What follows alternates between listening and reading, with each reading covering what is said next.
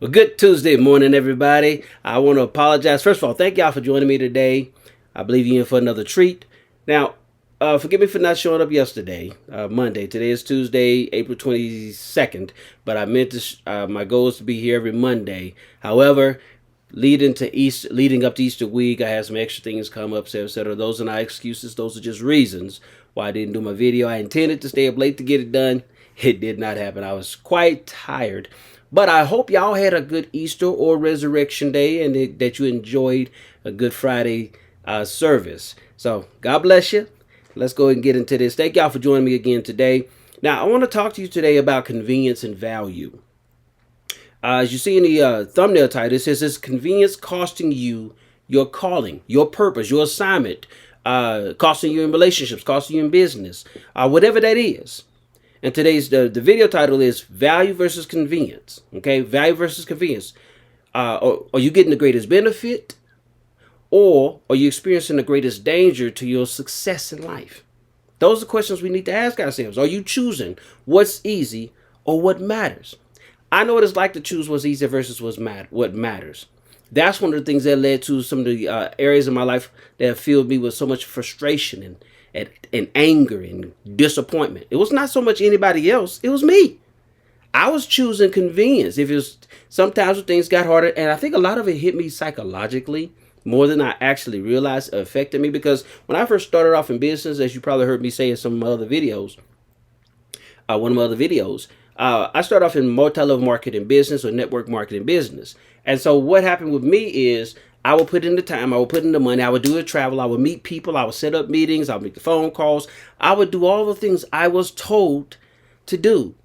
But I didn't have the level of success others had. And now my mentor, my father, he had, one, allowed me to go through that business, that experience, those experiences. But there came a time, because I was going from one thing to the next, looking for that quick fix, looking for that quick dollar, looking for that get rich quick opportunity, which, by the way, my mindset has changed on that too. I do believe there's a quick get rich quick system in place. However, we'll talk about that another time. I'm not rich physically yet, but it's financially yet, but it's going to come.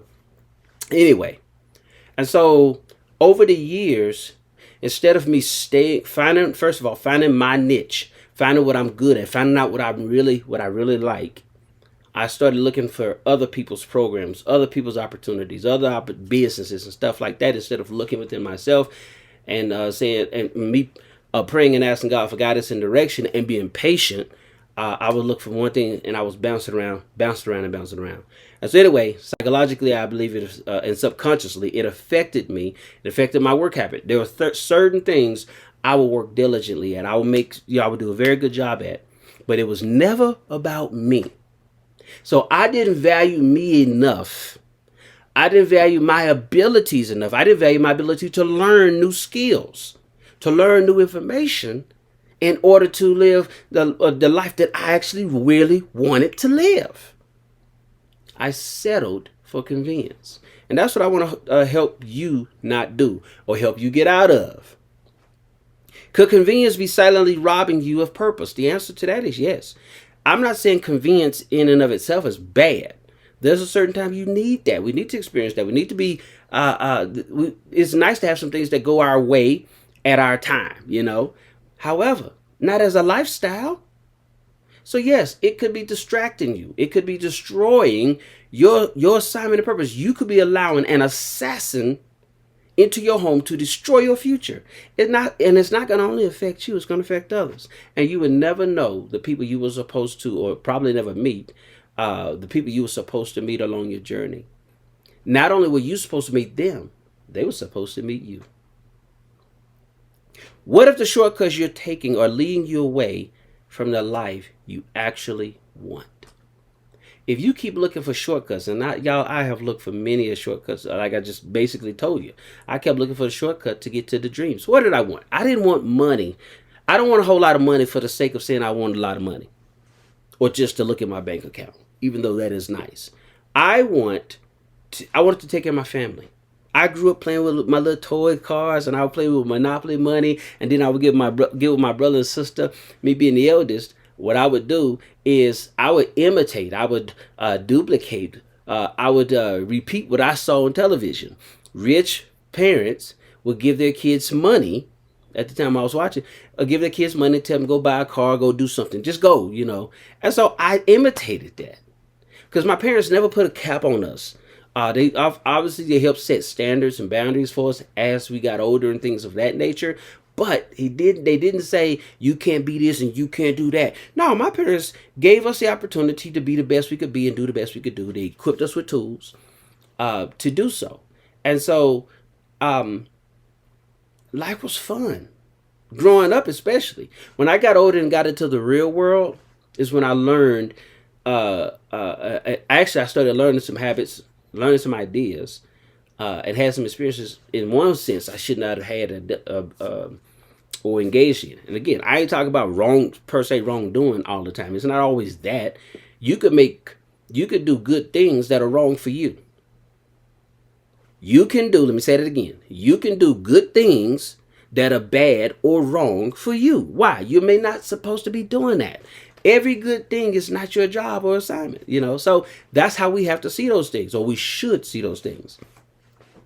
So the shortcuts that you're trying to take, are they leading you away from the life rather than the life towards that you want? You have to sit down. I would encourage you, let me say that way. I want to tell you what you have to do. As my dad says, your option is. Your option is to sit down and look and say, okay, am I heading in the direction I want to go in? Yes or no? If yes, keep doing it. If no, start making some adjustments. Ask the right questions so you can get the right answer. Sometimes you can ask yourself the question and get some answers, but you may have to sit down with someone you trust, or maybe get yourself a life coach or someone who's going to help guide you on the path of victory and success. So I want to go over three key points for you that I believe will be beneficial. Listen, successful people, as a person of character, as a person who's financially successful, as a coach in a school at any level, as a homemaker. I mean, you can go down the line. Successful people you may consider successful, even people who are doing some bad things, use some of these principles and they work. You know, it has nothing to do necessarily with just money or finances. It has to do with a certain set of behaviors. If you start learning principles, that'll change your life. And that's what I've been doing, and that's what I am continuing to do. And I'm going to become an expert in my own life at working principles. I've already been doing it. As I told you, I believe in my very first video when I started this channel. All of us, all of you, have been successful all your life. I want you to really think about that. Go back to my very first video. Go check it out. I believe it was in that first or second one. You have been successful all your life. What are you talking about, Darius? I'm saying you have been successful at succeeding in certain things in your life, and you have been successful at failing. Now what we want to do is change what you have been successful at in some areas and increase your accomplishments, achievements, or successes in other areas. That's all. See, I learned this principle last year to reframe my past. My dad dropped that bomb on me. He said, Darius, what you got to do is learn how to reframe. That is, look at your past in a different light. Instead of looking at it as a tool against you, or look at your past failures as failures, look at them as lessons, things you've learned. I believe it was who was the guy who created the light bulb? Golly, I know his name. It'll come back to me later. Drop it in the comments if you know his name right. But anyway, he's discovered. Somebody said he found out 10,000 different ways that he failed 10,000 times at trying to create the light bulb. His response was, no, I just found 10,000 ways the light bulb wouldn't work. So his mentality was, I kept finding what was not a solution that led me eventually to the solution. It's all about mindset. He valued the discovery of the light bulb so much, he did not settle for convenience. Let's keep that in mind. Now, here's point number one. The trap of convenience living. It is very easy for any of us to make excuses while we have poor health. What are you talking about, Darius? If you eat out all the time, fast food, it may be fast today, but it's actually slowly deteriorating your health, and it's slowly draining your bank account. Neither of those cases will leave you healthy financially or physically or mentally, depending on the kind of food you eat. So we have to be careful with that. Don't settle. And again, I'm not saying don't eat some sometime. I still eat some sometime. But generally speaking, when you are looking for the fast and convenient ways over and over and over to do this or to do that, or to you keep putting off what you should because, hey, I don't feel like it, I need to rest, I want to watch my favorite TV shows, and you sit there and you binge watch 4 hours when you could have taken maybe 1, maybe 2 hours to watch a couple of shows and got your laundry done, got the kitchen cleaned, or planned for tomorrow, or got your clothes, took care of your laundry, or took care of your child or your spouse, or did something related to your business. Nope. If we don't take the time to do what's right, even in inconvenient moments, inconvenient settings, 5 days from now, 50 days from now, 5 months from now, 5 years from now, it can cost you. Instant gratification, it should not be our goal. It could be, I think, one of our goals, because there are times when everything there's a time and there's a season. There's instantaneous gratification, then there's progressive, long-term. You got short-term gratification and long-term gratification. Set yourself up for success, not for failure. Let me ask you this question. When did taking everything easy become the goal instead of your growth, instead of your personal growth and development? When did that happen? We need to sit down and ask ourselves, why am I the way I am? Why do I think the way I am? Why haven't I achieved as much as I could have achieved by this particular time? And don't do it in a constructive critical way, not in a destructive manner. Because that doesn't encourage. I know what that's like. I used to be, that's just why my dad told me reframe my past. How I see my past is because I was my own worst critic. I know some of us like to glorify that, but let me ask you this question. How many times have you criticized yourself toward and it led you to great success? Now, some people that might work cussing yourself out. I remember Tiger Woods at times. You hear some sound bites when he was playing golf more regularly at the time before his health challenges. There was times the camera would catch some of him cussing himself. Now, if that works for you, that works for you. That's not my flow. But my point is, find a constructive way. If you don't have one, find a constructive way to encourage yourself towards victory and success, to accomplishments, to achievements, rather than a destructive way. Don't hit yourself in the head. Don't beat yourself in the head. Don't let nobody else do it to you. No, you ain't stupid. Smart people make dumb decisions at times. Wise people do foolish things sometimes. And, so give yourself a break. Maybe some of you probably need to sit back and say, you know what? I need to chill out a little bit. Give myself some grace. Give myself a break. I didn't say you're entitled to it. And I didn't say do it perpetually. Is this one thing to, what's the term? When you go shopping, when people go spend money, you say you splurge, right? You say, I'm going to splurge. If you don't spend money like that all the time, that's a splurge. If you spend money crazy all the time, you always got to get yourself a gift, or you just like spending money, you go buying everybody else gifts. That's not splurging. That's mismanagement. If you want lasting success, because see, I have a system, it's called the Fatria system. Follow the right instructions always. Follow the right instructions always. You already follow a certain set of instructions. You can call it my way, or this is how I do things, but you follow a certain set of instructions. The same instructions, the same voice that tells you to lay in bed when you know you're supposed to get up and prepare for the day, prepare for get to work and all that.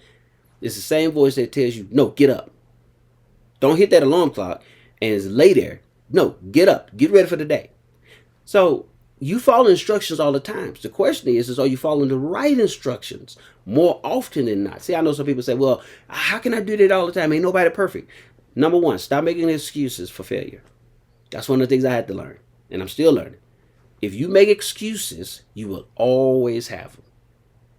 Again, I'm talking about values versus convenience. Convenience costs you.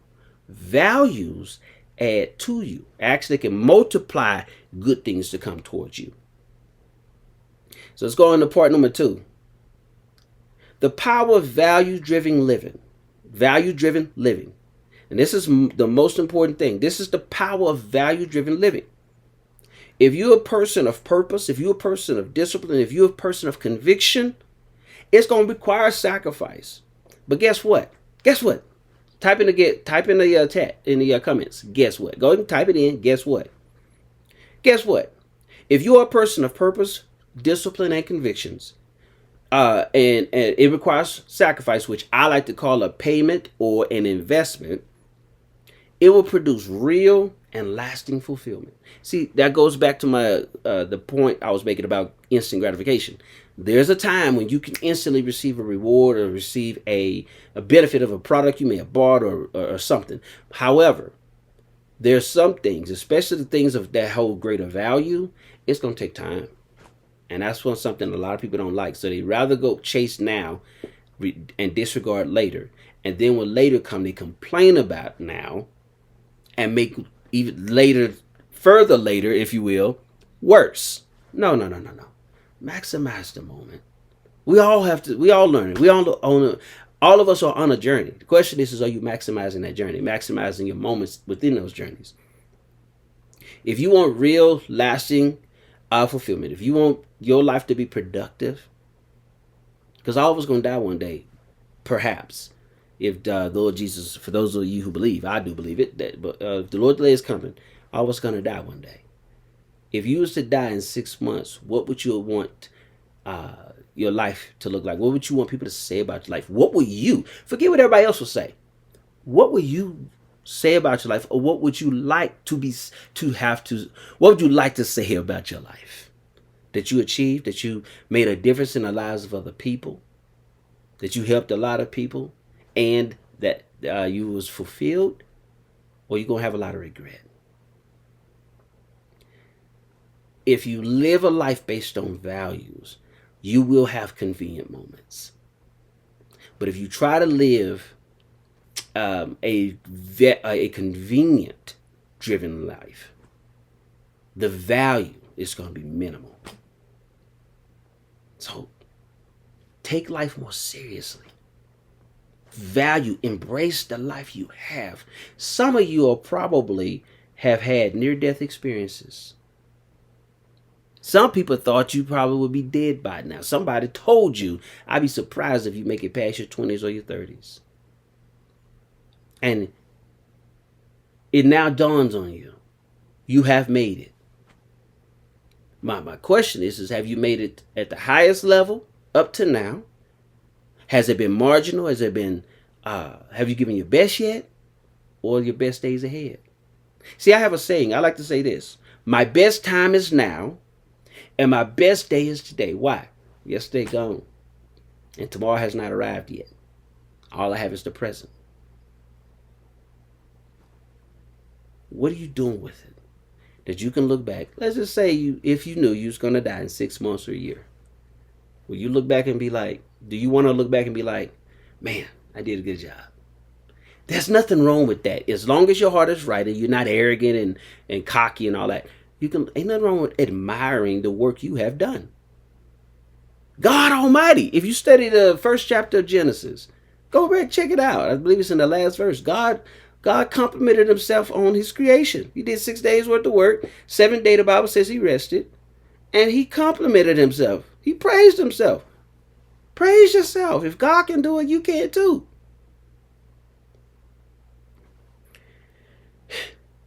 Value-based living, value-driven living, means making decisions that are aligned with your legacy, not just your lifestyle. Again, all of us want to live whatever we identify as a good life, a good lifestyle, paying bills paid, or refrigerators full, closets full of clothes, and being able to take care of your kids, take care of your spouse, take care of your parents, or whatever. whatever that you value, whatever that is that has a lot of meaning to you, that determines lifestyle. Again, legacy should matter to everyone, or what your purpose. If you fulfill good, true success is fulfilling your God-given assignment, whatever that is. That's where the true success lies at. That was point number 2. Now I'll repeat it one more time. Point number 2 is the power of value-driven living. Number 3, how to shift from convenience to value. Some of us need to shift from, okay, I gotta have everything. If it's that hard, I don't want to do it. And then we gotta say, okay, what is it worth if I do this, or what is it worth if I don't? That's what value kicks in. That's a value-based question. Convenience-minded people think, what does it cost? That much, man, that much time, that much money, that much energy. They complain. Value-based people thinking, value-based living, value-based thinking, people say, what is it worth? What is the outcome? What's the value of this? What's the outcome of this if I do it? What's the outcome of this if I don't? What's it worth? Is it worth my time? Is it worth my energy? Is it worth that amount of money they say? Is it worth more? Is it worth less? But they look in terms of the value-based thinking people think in terms of worth. What is it worth? So, here are a few steps as we conclude. Clarify your core values. What are your core set of values? That's one of the things I was challenged to do years ago. Darius, what do you value? Write them down. And I wrote them down. They're on my phone. Number 2, create filters for your decision making. You have to become more narrow if you want to be successful, because distractions coming. Good, and some distractions, once again, are good opportunities. Create a filter for your decision making to protect yourself. Build habits around what truly matters. That's your values, your set of values. Build habits around your core set of values. Not everybody else's values. My friend this, my friend that. If your friend is not adding value to you or in that particular area of your life, then you don't need their input, or you may have to make some different decisions. But if you have a goal, if you have a vision for what your life should be, then you must create habits that's going to help you get there, help you become that person. So here's the challenge. Oh, here's another thing. Don't focus on perfection. Focus on being consistent. Keep showing up. Even when it doesn't feel good, it's not convenient. When things don't even look like they're working, it's not convenient. Keep showing up. Don't be perfect. That was one of my biggest challenges. I kept trying to do things perfectly. That's not how things work. I can get better and grow towards perfection, if you will. Actually, I was told, look at the word excellence. Let me be more excellent. Focus on being excellent. Be consistent. And you won't have to make anything work out. It will work out. So here's a challenge I want to offer you. Come back and put it in chat. Put in the comment. I keep saying chat. Put in the comments what it is. If it's not too personal, put something in there. Find something. Put it in the comments. Let me know what challenge what thing it is you have decided to focus on this week. So here's the challenge. What's one convenient habit that you can use to replace this week with a value-based action? Again, what one convenient habit can you replace this week with a value-based action? So for me, I'm resetting my goals. I'm going to sit down. My goal is to become more consistent in writing down my plans for the day before. That's what I'm working on. Let me know in the comments what it is you're looking at. Listen, I want to thank y'all for joining me. Join me again next Monday. I look forward to seeing you there. I look forward to hearing your comments, reading your comments. I look forward to your change, your progress. Let me know if these videos have been helping you. And also remember to like, comment, because they're going to help with the YouTube algorithms. Like, comment, subscribe. Share this video. Share this channel if you really believe that someone else can positively be impacted by this channel. Thank you for joining me. Remember, maximize the moment.